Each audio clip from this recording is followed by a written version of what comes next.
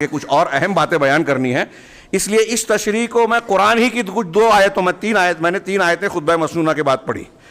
دوسری آیت جو تیسرے نمبر پر پڑھی سورہ طلاق کی لیتے ہیں. سورہ طلاق کی بالکل آخری آیت نمبر 12. اللہ رب العالمین نے فرمایا اللہ الذی خلق سبع سماوات، اللہ ہی ہے جس نے 7 آسمانوں کو پیدا کیا. ومن الارض مثلہن، اور اسی جیسی زمین بھی، یعنی 7 زمینیں، 7 آسمان کے ساتھ 7 زمینیں. کچھ لوگوں نے کہا کہ یہ ہمارے لیے پہلا آسمان، پھر دوسرا، تیسرا، ایسے 7 آسمان ہیں، اور 7ویں آسمان کے نیچے چھٹا آسمان وہ 7ویں آسمان کی زمین ہے، پھر 5واں، پھر چوتھا، یہ ایسے الگ الگ ہے. اور کچھ دوسری تشریحات بھی لوگوں نے کی ہے کہ 7 زمین کی طرح، اور اس زمین کی طرح اور بھی زمینیں ہو سکتی ہیں وغیرہ، الگ الگ لوگوں کے اقوال ہیں. تو بہرحال اللہ تبارک و تعالیٰ نے فرمایا کہ اللہ تعالیٰ نے، اللہ ہی وہ ذات ہے جس نے 7 آسمان کو بنایا اور انہی کے جیسی زمین کو بنایا. وَمِنَ الْأَرْضِ مِثْلَهُنَّ يَتَنَزَّلُ الْأَمْرُ بَيْنَهُنَّ، انہی آسمانوں اور زمین کے درمیان اللہ تبارک و تعالیٰ کے احکامات صادر ہوتے ہیں، اترتے ہیں. یعنی اللہ اپنی وحی اور اپنے احکامات کے ذریعے سے پورا نظام چلا رہا ہے. اس کی ربوبیت، اس کی سلطنت، اس کے احکامات، وہ مالک الملک اپنے تدبیر کے احکامات انہی کے درمیان کر رہا ہے. کل یوم ہوا فی شان، امر اللہ کا اسی کے درمیان نازل ہو رہا ہے، اس کے احکامات نافذ ہو رہے ہیں، نازل ہو رہے ہیں. آگے اللہ نے کہا یہ کیوں کیا اللہ نے؟ قرآن کہہ رہا ہے، یہ سورہ طلاق کی آخری آیت، 7 آسمان 7 زمین کو پیدا کیا اور ان کے درمیان اللہ کا نظام چل رہا ہے. پیدا کیا یہ اللہ کی تخلیق ہے، اور احکامات دے رہا ہے یہ اللہ کی شریعت اور حکم ہے.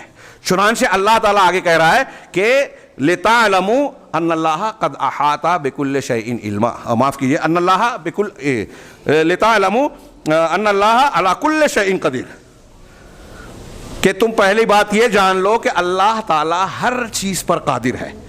ہاں، وَأَنَّ اللَّهَ قَدْ أَحَاطَ بِكُلِّ شَيْءٍ عِلْمًا، اور اللہ تبارک و تعالیٰ نے ہر چیز کو علم کے ساتھ گھیر رکھا ہے.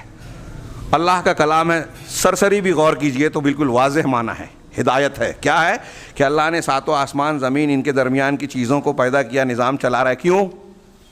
تاکہ ہم کو اور آپ کو علم حاصل ہو. کس بات کا علم حاصل ہو؟ کہ اللہ ہر چیز پر قادر ہے. ہاں، اللہ ہر چیز پر قادر، اور اس نے ہر چیز کو علم کے ساتھ گھیر رکھا ہے. کوئی نبی، کوئی فرشتہ، کوئی ولی، کوئی پیر، کوئی دیوی دیوتا، مظاہر فطرت میں سے کوئی اور مخلوقات میں سے کوئی بھی مخلوق، اس نے آسمان و زمین کو پیدا نہیں کیا. اس کا نظام کائنات میں نہیں چل رہا ہے. اس کے بارے میں ہم کو علم حاصل کرنا ضروری نہیں ہے. انبیاء کی تعلیم، انبیاء کے بارے میں جن کا جتنا علم ضروری ہے وہ اللہ تعالیٰ نے حکم دیا ہے کہ ان کی سنتوں کو جانو، سیرت کو جانو اور اتباع کرو. لیکن اللہ رب العالمین کی عظمت و کبریائی کو آسمان اور زمین کے ذریعے سے ہم کو معلوم کرنا ہے. یہ قرآن کہہ رہا ہے. تو گویا آسمان زمین اور ہم کو اس لیے پیدا کیا کہ ہم اللہ تبارک و تعالیٰ کو پہچانیں، اس مخلوقات کو، کائنات کے وسیع عریض کو، چھوٹے سے چھوٹے جز سے لے کے بڑے سے بڑے وجود کو دیکھیں. ان میں اللہ کی نشانیاں نظر آئے گی، اس کی قدرت نظر آئے گی، اس کی عظمت نظر آئے گی. جب ہم اس طرح غور کریں گے تو اللہ رب العالمین کی معرفت اور پہچان حاصل ہوگی. اور جتنا بندہ اللہ کو پہچانے گا اتنا زیادہ اللہ کی عظمت دل میں آئے گی، اس کی کبریائی اور جلال کا سکہ بیٹھے گا، اس کی توحید مضبوط ہوگی. وہ جس مقصد کے تحت پیدا کیا گیا ہے اس مقصد پہ کاربند ہوگا. اور جب اللہ رب العالمین کی عظمت ہمارے دل و دماغ میں بیٹھے گی تو اللہ کے احکامات کی بھی ہمارے دل و دماغ میں عظمت ہوگی. ایک بڑا آدمی اگر ہم سے کوئی کہہ دے، یا ہمارے ابا، والد، دادا انتقال کے وقت، یا کوئی ایسا جس کی ہم عزت کرتے ہیں، اس نے کوئی بات کہی کہ ایسا ایسا کرنا، تو ہمارے ہاں عام آدمی کیا ہے، انہوں نے مجھ سے کہا ہے، میں ان کی بات کیسے ٹال سکتا ہوں. یہ جملہ ہم کسی نہ کسی کے بارے میں اس طرح کا جملہ بولتے ہیں. سوچئے تھوڑی دیر کے لیے کہ ہم جب یہ جملہ بولتے ہیں کہ ارے فلاں نے مجھ سے کہا ہے، اس کی بات میں نہیں ٹال سکتا، رد کر سکتا، کیوں کہہ رہے ہیں آپ ایسا؟ مطلب یہ کہ ان کی بڑی عزت ہے آپ کے دل میں، ان کو آپ بہت محترم مانتے ہیں.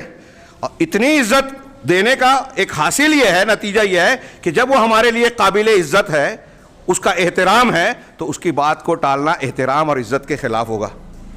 بات سمجھ رہے ہیں؟ عزت اور احترام کے خلاف ہوگا. اب سوچئے تھوڑی دیر کے لیے کہ کائنات میں ایک مومن بندہ سب سے زیادہ عظمت و کبریائی والا کسے مانے گا؟ خالق و مالک ہمارا رب پروردگار اللہ ہے. پیدا ہونے سے پہلے سے پیدا ہونے مرنے کے بعد تک اسی کی دی ہوئی نعمتوں کے میں ہم جیتے ہیں، پیدا ہوتے ہیں۔ پیدا ہونے سے پہلے سے مراد ہمارے ماں باپ پہ بھی انہی کی فضیلت ہے۔ روح ڈالنے سے پہلے نطفے کا استقرار وغیرہ اللہ کی ربوبیت سے ہوتا ہے، اسی کے پالنے اور پیدا کرنے سے ہم وجود میں آئے۔ تو ہمارا سارا معاملہ ظاہر باطن، ہمارا وجود، کھانا پینا، لباس، گھر بار، رشتہ دار، کاروبار، جتنی چیزیں دیکھیں سب اللہ کی دی ہوئی ہے۔ اور آسمان میں، زمین میں ہمارے ارد گرد کتنی نعمتیں ہیں پروردگار کی، یہ سورج، چاند، ستارے، ہوائیں، یہ موسم، کھانے پینے کی لذیذ چیزیں۔ ایک تو ہوتی ہے ضرورت، جانور کو دیکھتے ہیں زندگی بھر چارہ کھاتا ہے، ہم الگ الگ چیزیں کھاتے ہیں، ہم پریشان ہے کہ نہیں رب العالمین کا، الگ الگ ڈھنگ سے کھاتے ہیں، بہت طریقے سے کھانے ایک ہی چیز کو پکایا جاتا ہے، ہمارے یہاں الگ، دوسرے مقام پہ الگ اور دوسرے ملکوں میں الگ۔ یہ اللہ رب العالمین کے انعامات اور احسانات کا بہت معمولی سا تذکرہ ہے۔ ان تمام چیزوں پر غور کیجئے، جب اب بندہ جانے گا کہ اللہ کے اتنے احسانات ہیں اور اس نے کیسی کیسی چیزیں مخلوقات پیدا کی ہیں۔ کاش موقع ہوتا تو اللہ کی ربوبیت، اس کی عجیب صنعت، اس کی حکمت اور تخلیق اور مخلوقات میں اس کی مہارت کا تھوڑا تذکرہ۔ آج سائنس اور ٹیکنالوجی کا دور ہے، پڑھیے سائنس والے جو ٹیچرز ہیں ان سے پوچھئے کہ ہمارے جسم کے اندر وجود جو ہے، ہمارا خون، ہماری نسیں، باریک باریک نسیں، نطفہ، بچے کے پیدا ہونے کا طریقہ سائنسی تحقیقات کی روشنی میں کہاں سے کیسے ہوتا ہے۔ ہماری آنکھ دیکھتی ہے، یہ دیکھنے کے لیے جو چیزیں آنی چاہیے، باریک باریک نسیں ہیں جو، اس میں تھوڑے سا ایفیکٹ آ جائے، اثر آ جائے تو آنکھ میں کانا پن آ جاتا ہے، بیماری آ جاتی ہے، دیکھنے میں دقت ہونے لگتی ہے۔ تو جس ذات نے بنایا وہ کتنا باریکی سے بنانے والا ہے۔ ہاں، آپ اتنے پیڑ پودے گھاس پھوس دیکھتے ہیں نا، میں نے کافی پہلے پڑھا تھا، سائنس والوں کا کہنا یہ ہے کہ 1 فٹ کا پودا، 1 فٹ کا کوئی پیڑ پودا ہے، اس میں اللہ تعالیٰ نے، بنانے والے نے، جو فضا کو اور آلودگی کو صاف کرنے کی قوت اور صلاحیت رکھی ہے، آکسیجن کو، ہوا کو صاف کرنے کی، اگر انسان اتنا ہی کام کرنے کے لیے کوئی مشین بنائے تو انہوں نے کہا کہ جو مشین انسان بنائے گا وہ 1 کلومیٹر بائی 1 کلومیٹر میں بنے گی، یعنی لمبائی 1 کلومیٹر، چوڑائی 1 کلومیٹر۔